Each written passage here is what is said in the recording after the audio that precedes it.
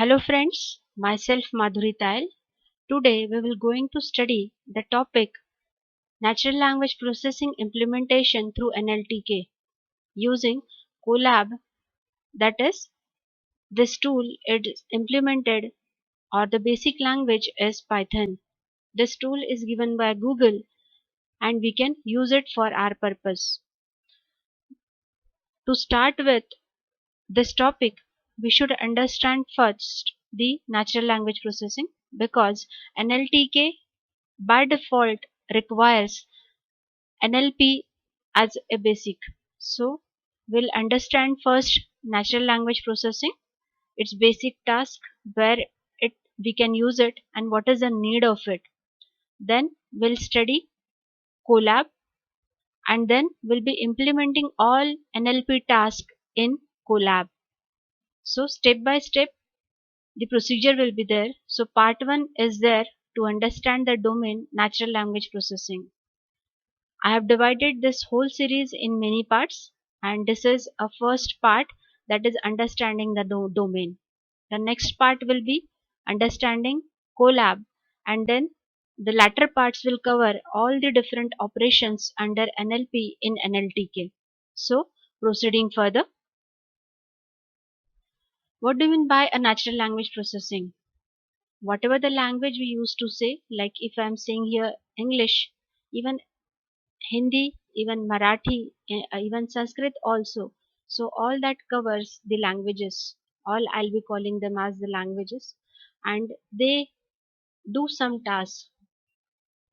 Whatever we are using, it's having some meaning. So now here also your NLP helps your computer machines to read and understand text or speech by simulating human language abilities. Means your system or your machines will going to understand what you want to say in terms of text or speech. If the machine can process that kind of thing, then I'll be calling it as natural language processing. In recent years, NLP has grown rapidly because number of applications also and having the different kind of data altogether also. NLP has gained immense popularity before just in a decade. Just verify a map of India and you can verify how many languages in India we talk about. So you can verify number of states and then that way we can verify the number of languages people used to speak for communication. So the different languages and their working and their understanding and everything will be taken into picture when we talk about natural language processing. So just verify from your graph. Total in India 1600 languages are there. Official language recognized 18 are there. Major languages are 16 and in India the official language is Hindi. Though technically we use English but official language is Hindi. So now some proceeding further for this language concept and why we will be using it. Because whenever we want to work in NLP, different language concepts are there. Different language required to be studied. Even it is for the machine translation, many other aspect. We need the different language. Even we need language experts also for working. Why we are thinking about many languages? Because everybody should read or understand the things if it is given by machine. So therefore people used to work in many other languages. So proceeding further, let us verify some interesting facts about a language. You just read a sentence buffalo, buffalo, buffalo, buffalo, buffalo. You will verify that it is just the one word and but it is having a sentence. It's a sentence. You can just do, you can search in Google. So from Wikipedia you'll be getting that it's a grammatically correct sentence in American English. And this is the longest one word sentence in English. So let us go ahead. What is the meaning of each buffalo here? So this is one of the snapshot that I have received from Google. The city Buffalo, New York, the first instance of your Buffalo. Second instance is Buffalo, that is, we can say it's an animal, and third buffalo is a verb. So this way each buffalo is having different meaning altogether in this sentence. But yes, it's a very interesting fact in the language English, having a longest sentence but with a single word. Now let us go ahead with the various applications of NLP and its need. So nowadays in our mobiles, in a different application in App Store, we find number of applications of NLP. They are machine translation, question answering, text summarization, discourse processing, and sentiment analysis. Out of all this, the discourse processing is the latest topic of research for understanding the various information from text and images. We will understand that those things in the next slides. Let us take the first application, that is a machine translation. So it's a task of automatically converting one natural language into another. But while converting, the meaning should not be changed. The meaning should be sustained in that other language also. So one can be the source language and one can be the destination language, and that way we can convert one language to the other. Here I have used a Google Translator directly, and you just put a sentence in your Google Translator. I have put it, I am a common man in English language, and then the destination language I have chosen as Hindi. So for that sentence I got the answer, मैं एक आम आदमी हूँ. Now let us verify another sentence, book the ticket. In Hindi, it is ticket book kare. That means what? Even for the book, this book can be the book that we study, from the book we study. But here, in the context of ticket, that book is for booking the ticket. So even this way, your translator is so intelligent that it had identified properly what the meaning is there for the different words. Let us analyze some more problems. Examples. Book ticket for me. Now I have chosen the target language as Marathi. Here you can verify माझ्यासाठी book ticket means the sentence is incomplete. Somewhere some mistake is there. Now again Marathi sentence ticket book kara is converted to Hindi language tikte काटना. So you can verify somewhere some mistakes are there. So we can identify that even with your Google Translator or many other translators, no translator can do a perfect task, but it goes for the highest efficiency.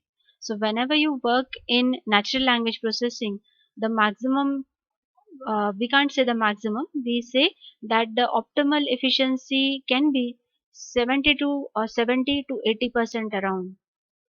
Nowhere we get the efficiency as 90 and 99%. Still, the work is going on. Let us move ahead for the another application of NLP. Question answering chatbots. Nowadays, we do have various chatbots, and directly whenever you open any kind of servers or any kind of application, like suppose you want to book a railway ticket, you'll be getting there a chatbot, and it directly asks you regarding regarding the what kind of help you want. So how it works? It just identifies your query, it finds some words in it, and similar answer it finds from its database and gives you the answer. So chatbot can be defined as AI-based computer program that simulates human conversation. They are also sometimes called as digital assistants that understand human capabilities. Bot, bots interprets and process the user request and relevant answer. Even you have might be verified, even you go for Coursera and you just open your that account, so directly one chatbot comes and it asks you regarding what help that can be provided from Coursera side. So that way the chatbots are playing important role in business dealing also. Now your chatbots can be rule based or they can be conversational also. In background, Your chatbots works or uses the different NLP task, and they are tokenization, sentiment analysis, normalization, entity recognition, and dependency parsing. So these are some of the tasks under your NLP. That tokenization, it filters your set of words and makes the word in token so that those tokens can be then later processed. The bot interprets user response for some emotions. So even your bot sometimes uses sentiment analysis also. Then normalization, it is for typing typo errors or something to be done, so that is required. Entity recognition, like suppose if I'm saying NLP, so it's an entity that relates to NLP. Though we know that NLP is natural language processing, but it's an entity recognition. America, we can say America is one country, so that way it is an entity America.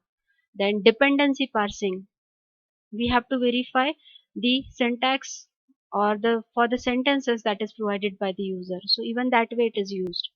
So proceeding further, now this is another application of NLP, that is text summarization. So it is a brief and accurate representation of your text such that output covers the most important concept of the source in a condensed manner. That text summarization is nothing but finding the gist of whatever you are saying, but the meaning should not be changed. So it's a emerging technique in the field of NLP, and the main purpose is that to dealing with the documents. Examples can be text multimedia documents, online documents, and sometimes hypertext also. Now one more task is there under the heading of natural language processing, that is discourse processing. So it is an approach to the analysis of written, vocal or sign language use. Discourse might be carried out through text messages. Argumentative discourse is when the author tries to convince an audience that his opinion is correct. So your discourse is something above the text. So it's the understanding above the text or the whatever the data is given in the format. Your discourse processing can be categorized for two things. It can be for text and it can be for image. Let us understand what is the meaning of it.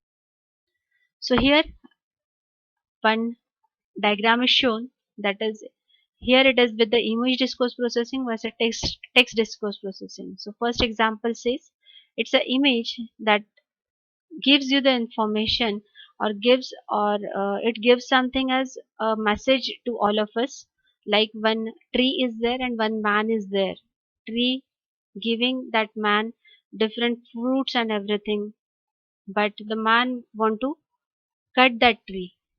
So this is a message from the nature, and that way we can depict it. But man doesn't understand the nature's belongingness to us. So this way the message is given.